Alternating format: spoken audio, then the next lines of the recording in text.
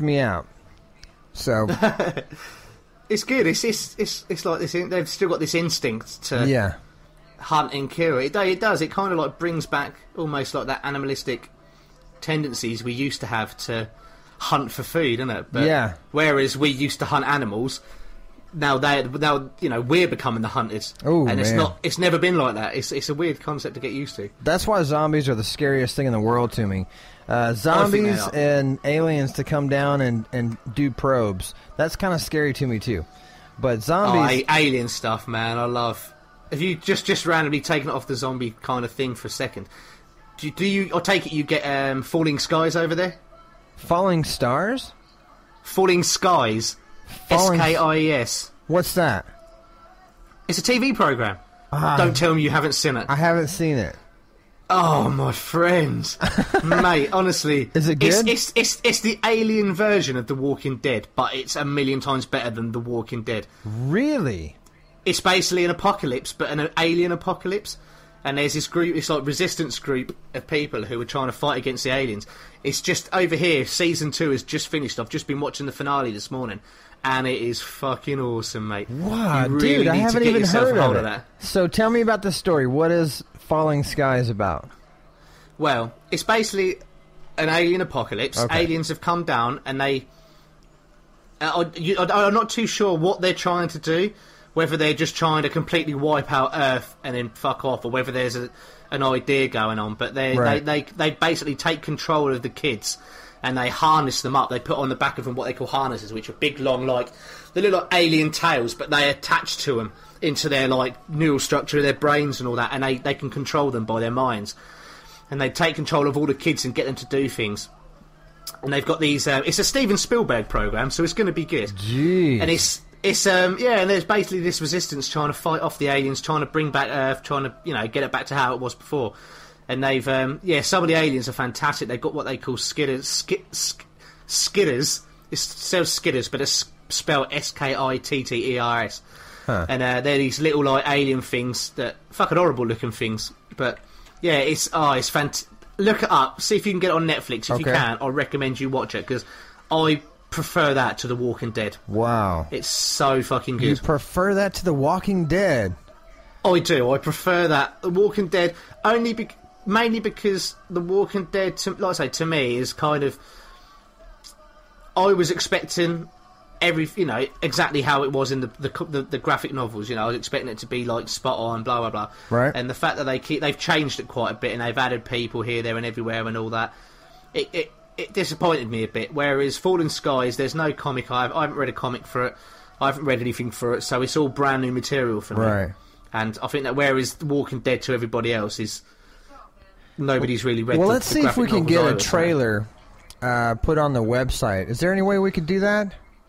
Yeah, definitely. Yeah, leave it with me. I'll be able to get a trailer. Let's see if we can put a trailer for Falling Skies on the website. And speaking of new shows that are coming out, there's a new show coming out. I think it's going to be in October. It's called Revolution. Have you heard of that?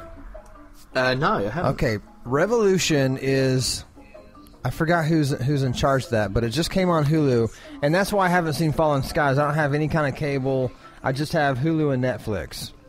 Yeah. So, Revolution, inside the very first episode, the pilot for the show, this guy busts in his house and he tells his wife, "Get all the batteries that we have, fill up the bathtubs with water. It's happening."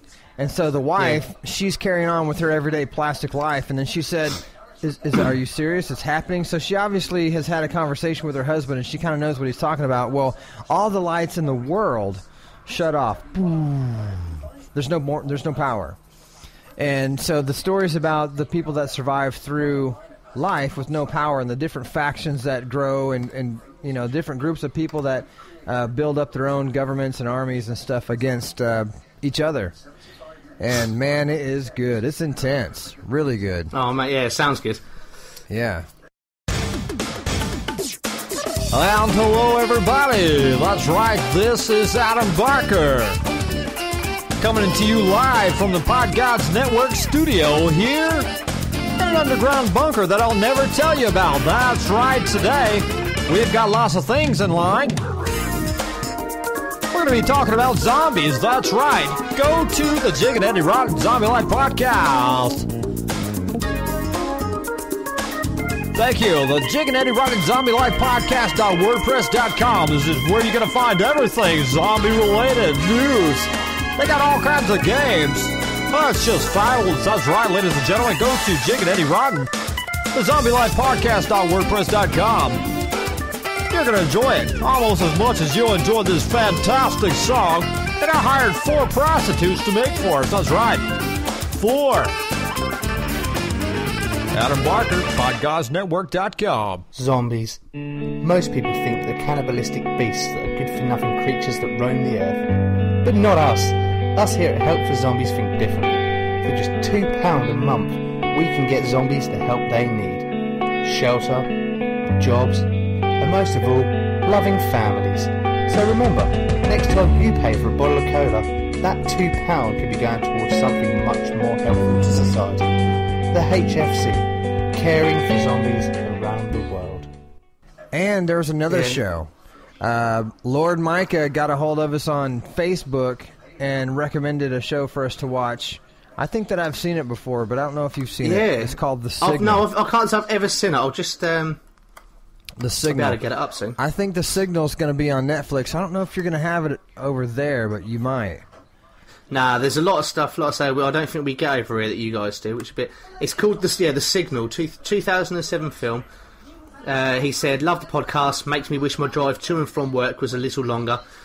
Hey, would you consider this as a zombie movie? It's not a virus, but a signal or frequency that basically does the same thing.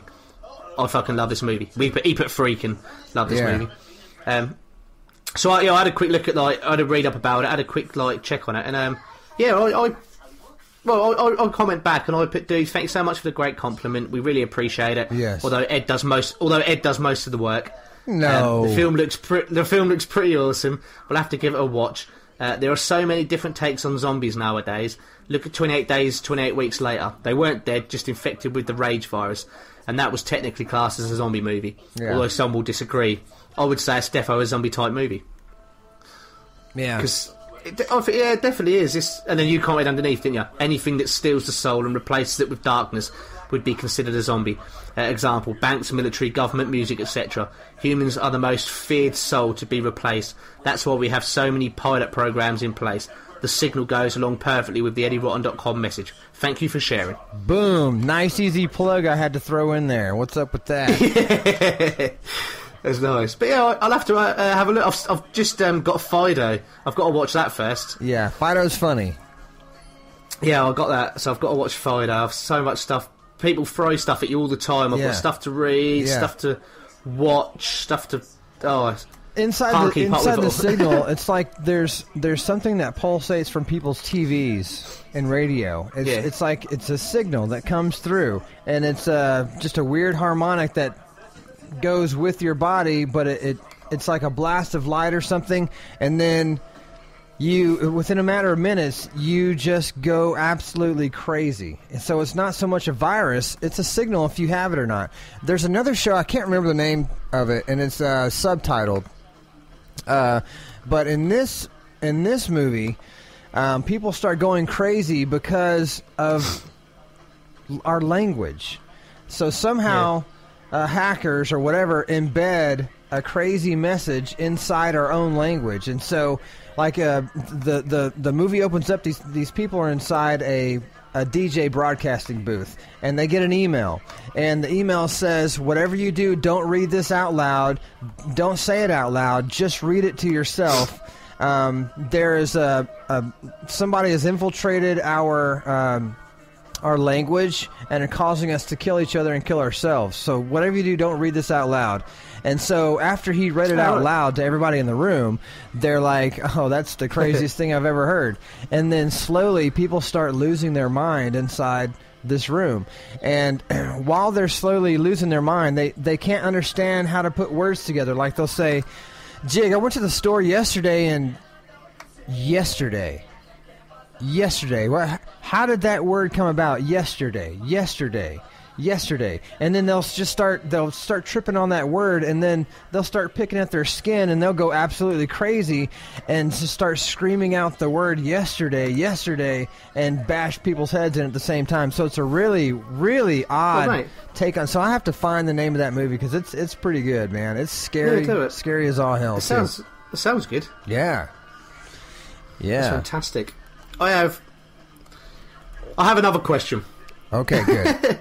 I'm going to try and throw these in every which way I can. So okay, you might randomly finish talking and I'll throw in a question. I've only got 3 of them, but okay. I want to throw this one in because I thought it was hilarious last night. And my friend Daly in New Zealand, his name is Daly. Daley. Nice. He's a good friend of mine. I've known him for quite a while. I've known him since the beginning of secondary school, so a hell of a long time. And he's actually trying to design some bits and pieces for us on Facebook, but I'll get into that another time because I'm not too sure what is actually happening. But he when I said throw us some questions, blah blah blah, he threw us this. Okay, get ready. Okay. If I laugh, I apologise. He put, zombie mice from Mars are in your kitchen having a lengthy game of backgammon with the killer mutant land sharks. They have just devoured your entire family, including the pet cat and a potted plant, as a mid-game snack. You walk in as they are resuming their play, wiping chunks of your family from their faces with the curtains your mother loved. Discuss. Awesome. So I said to him, I'll throw it out there. And I'll be intrigued to see. He wants to throw one at us every week. I was like, dude, go for it. That'll be interesting. Man, so mice. Zombie mice from Mars are in your... I'm assuming that's some sort of take on biker mice from Mars. Okay. But I have no idea. Zombie mice from Mars are in your kitchen having a lengthy game of backgammon with the killer mutant land sharks. They have just devoured your entire family, including the pet cat and a potted plant, as a mid-game snack. You walk in as they are resuming their game, wiping chunks of your family from their faces with curtains your mother loved. Gruesome. Discuss. So what would you do if you walked in and saw zombie mice from Mars wiping their face with your mother's loved curtains? Wow. And after they'd just eaten your whole family? Well, what do mice like? Mice like little chunks of cheese that are on head-snapping mouse traps. So maybe I would just come in armed with... anti-zombie mice mouse traps and slide them by the handfuls towards the table. So even if they stepped away from the table, they would step on a mouse trap to get the cheese and kill them all. I like you. I like it. I have no idea what I'd do. I would probably pick up the first fucking knife I could and stab the fuckers in the head. So wonderful that your mind reverts to a knife, and I'm so programmed to having a gun. Like, I would whip out the biggest M16 and just mow everybody down, you know? Yeah, but you can. I can't do things like that. Yeah. I can't pick up my gun. To be honest, I'd probably pick up a spade. Spades are a bit lengthier. Yeah? I've got a nice big shovel out back that I could kill some fuckers with. Now, a spade, that's what Sean used on Shaun of the Dead, isn't it? No, Sean used a cricket bat. Ed used spades. Yeah. Oh, that's right. Yeah. What's that? Ed used a spade. Sean used a cricket bat. What's that guy's name, Ed? What, his actual name? Yeah. Nick Frost. Nick Frost. Nick, N-I-C-K. Nick Frost. Dude, he's got the best name for like a comic book hero, don't you think? He's awesome. He's such a funny bloke. He is. So good. I think Nick Frost was on the what's that movie? Snow White with Gwyneth Paltrow. Is that the new one? Snow White? Yeah, the new Snow White movie. Snow White and the Huntsman. Yeah, and the Huntsman. See if he's on that, because there's one of the Seven Dwarves that I swear is Nick Frost. And he's got such the coolest name, like a superhero name or like a porn name. You know? I know Nick that Frost. Snow White and the Huntsman has got the woman with less facial expressions than Bane in Batman. Kristen Stewart herself. Yeah. She is. Oh, you know what? We went to the cinema the other day. We went to watch the What's the new fucking scary one out? That was funny, dude. The Possession. That's it. We went to watch The Possession. Oh, Nick Frost is in it. Is that him? Yeah, he plays Neon. I'm assuming he is one of the 7 dwarves. Yeah. Oh, dude, how did they make him so short? It's amazing.